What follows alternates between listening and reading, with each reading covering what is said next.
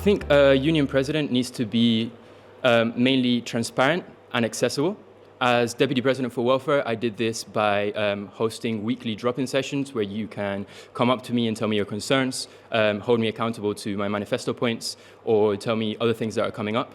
I think it's also about being proactive, which sometimes can be a bit uncomfortable. So putting yourself in slightly uncomfortable situations where you need to do more outreach and understand what the community needs. So yeah, I think that's the main point, is just staying transparent and making sure that the people you represent know what you're up to.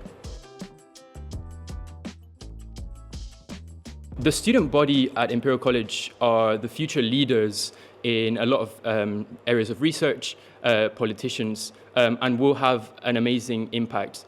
So I think as the union president, it is the union president's job to make sure that everyone's voice is represented, and that whilst you're here developing yourself into your career, you are represented at most. And I think one of the ways, the three words that come up to me are collaboration, inclusivity, and responsiveness.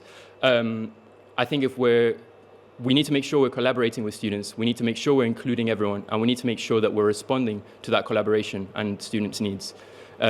So yeah, and I want to do that through more housing support. I want to do that through offering more jobs on campus. I want to involve you in the design of the new campuses, in the repurposing of new spaces on campus, advocating for more for more study spaces, and more breakout spaces, for example.